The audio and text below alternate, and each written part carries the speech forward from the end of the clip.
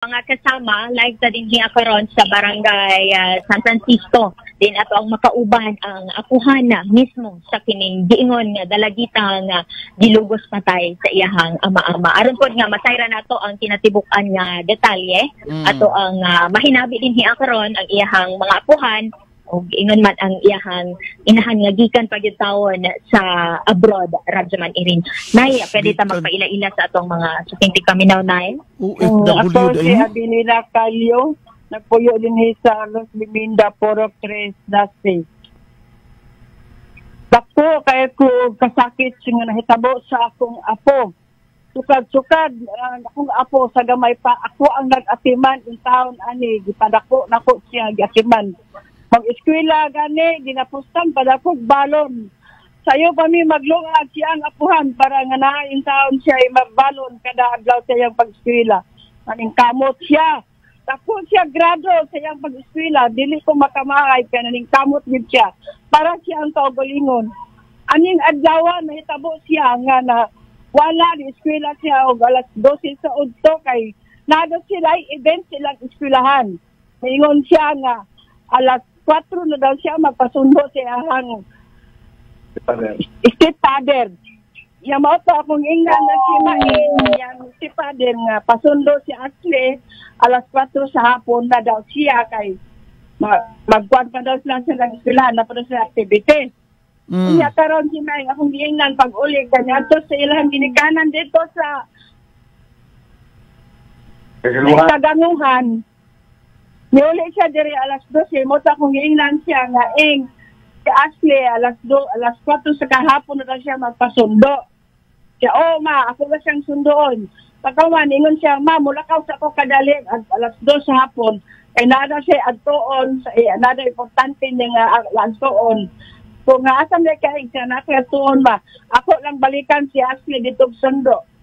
Alas 3 ba na siya dito nagsundo sa eskwelahan. Karon ang iyang magkakit ingon nga alas 3:30 nang gawas na sila tanan. Karon si Ashley ni-text daw si iyaha ang apo na gabiin na daw siya mag-uli kay dapat na siya adtoon sa palengke ka magpalit daw siya og project. Mingon si Mae nga sundoon lang daw niya og balik ni kagabi At tinawang ko nga, abot na lang og alas 8 sa gabi, wa man gid kauli akong apo. Mato, kung ignan si May, nga nung wala man kauli si Ashley, nga gabi naman karon. Adto anak ko ba akong surbihon dito, kung asa siya nag-adto. Adto anak ko sa plaza, adto anak ko sa Gaisano. Kaya, niuli siya dito, wala daw kuno si Ashley, makita niya. Ito, asa man dahil si Ashley, nga nung man ni mo nakita, siya ambot lang kung asa. Yan kung tungura man kining si Maing alias Maing matod pa o na si alias Mark Bernabe, Mark Bernabe. Kupunta ka to kay na kani sila ako mga anak.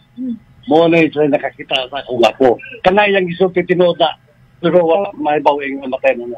Day. Kani ako anak ko lang yung kamot. Day. Nga makita Gilipong na bet kaya sa kong dughan nga tama to yung itong pero dili pala mo ipagkaba. Day. Radyaman Irin. Okay. Ni ang tita ni yes, mangutana ko no daw ko day. Mangutana ko kana ba si Maing o kanang anak anang atong na interview karon nga apuhan kasado ba na sila? Pangutan daw. Kasado sila Radyaman Irin. Okay. Asa man ang tinuod nga amahan anang biktima? Asa man di ay?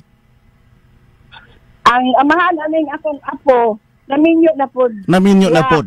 Okay. Naminyo na pod siya kay wala man sila nagkadayon sa akong anak. Okay. Naminyo na pod siya pero okay. Pagkahigdasya sa akong apo, niadto gid siya, nialalay gid siya og pangita yes, ma'am. Na ang iyang anak. Okay, kini si Maing o kanang imong anak nga OFW, naapod sila'y anak. Naa dire 5 ka tuig na sir ang iyang anak nga naa dire karon sa akong kamot. Pila na ni katuig nag-ipon ang imong anak o kining suspect nga si alias Maing, ama-amas biktima? Radyo man irin, naa din ang tita no nga mo gyud nakahibalo sa kinatibukan nga detalye. Sige daw, day. Gusto po niya nga naapay isip privacy radyo man irin. Gusto sa pudunta niya istoryahon ng iyahang inahan nga Okay. mo'y apuhan mismo sa maong biktima. Ato ang ipadayon niya radyo man irin ang kinatibukan nga detalye sa maong balita nga live ta dinhi karon sa may San Francisco sa Panabo, Davao Okay. del Norte. Okay, day, irespeto nato ang desisyon sa pamilya. Salamat kayo, day, Karin. Yes, daghang salamat Radyo Man irin yun man sa itong mga suking tigpaminaw. Kasama mo sa balita o serbisyo publiko, Radyo Man Karin Beltran, Tata, RMN.